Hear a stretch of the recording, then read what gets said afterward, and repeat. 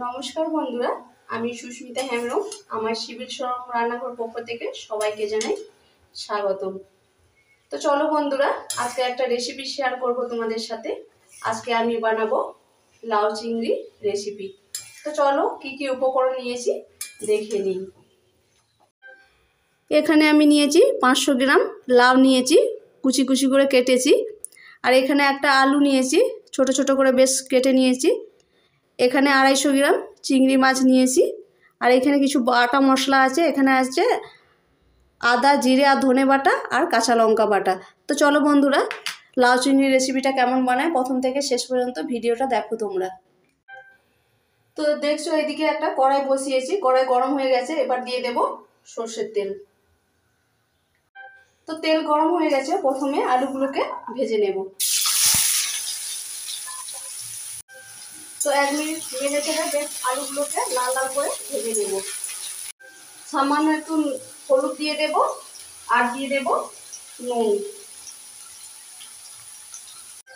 তো দেখছো বন্ধুরা, আলুগুলো লাল লাল করে ভেজে নিয়েছি। এবার একটা বাটির মধ্যে আলুগুলোকে তুলে নেব। এবার ভেজে নেব চিংড়ি মাছগুলোকে। একটু নেড়ে চেড়ে দিয়ে দেবো। এর মধ্যে দিয়ে দেবো সামান্য হলুদ। একটু নেড়ে চেড়ে 1 মিনিট চিংড়ি মাছগুলোকে ভেজে নেব। তো চলো, চিংড়ি মাছ ভাজা হয়ে গেছে। এবার একটা বাটির মধ্যে তুলে নেব। এবার কড়াইটাকে পরিষ্কার করে নিয়েছি, কড়াই গরম হয়ে গেছে। এবার দিয়ে দেব সর্ষের তেল। এবার ফোড়নে দিয়ে দেবো একটা দারচিনি, 3টে লবঙ্গ, 3টে এলাচ আর একটা তেজপাতা। একটু দিয়ে দেবো কালো জিরে।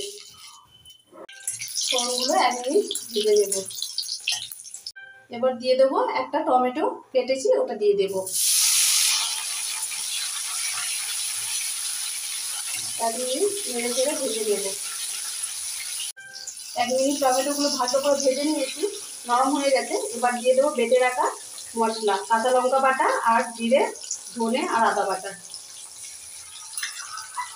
মশলাগুলোকে 1 মিনিট ভালো করে ভেজে নেব। তো 1 মিনিট কষা হয়ে গেছে। এবার দিয়ে দেবো হলুদ গুঁড়ো আর লঙ্কা গুঁড়ো। ভালো করে নেড়ে চেড়ে দিয়ে দেবো। এবার দিয়ে দেবো সামান্য জল দিয়ে দেবো একটু, যাতে মশলাগুলো না পড়ে। এবার জল দিয়ে মশলাগুলো 2-3 মিনিট কষে নেব। তো দেখছো বন্ধুরা, 3 মিনিট মশলাগুলোকে কষে নিয়েছি, মশলা থেকে তেল ছেড়ে দিয়েছে। এবার দিয়ে দেব কেটে রাখা লাউ। এবার ভালো করে একটু নেড়ে চেড়ে দিয়ে দেব।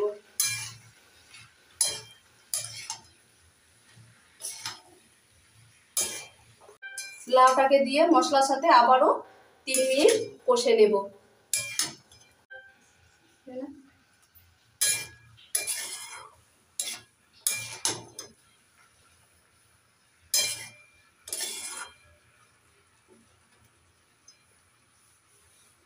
তো দেখছো বন্ধুরা, মশলার সাথে লাউটাকে ভালো করে মিশিয়ে নিয়েছি। এবার দিয়ে দেব নুন দিয়ে দেব।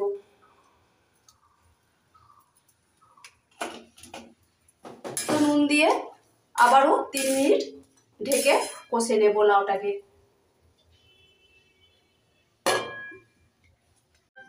তো চলো বন্ধুরা, 3 মিনিট হয়ে গেছে। এবার ঢাকনা খুলে দেখব।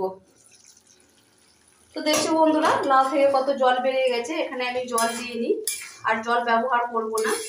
লাউ থেকে যে জলটা বেরোবে সেই দিয়েই তরকারিটা হয়ে যাবে। দিয়ে দেব ভেজে রাখা আলুগুলো। একটু নেড়ে চেড়ে দিয়ে দেব।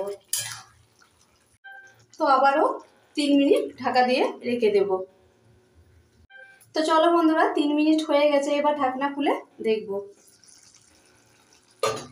দেখব লাউগুলো সেদ্ধ হয়েছে কিনা।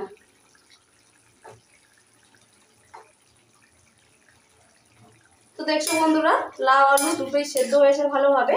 এবার দিয়ে দেব ভেজে রাখা চিংড়ি মাছগুলোকে।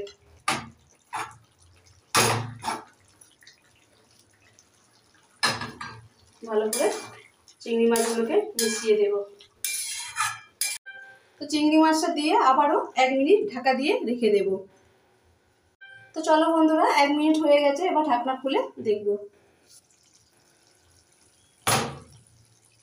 এরপরে উপর থেকে দিয়ে দেব একটু গরম মশলা,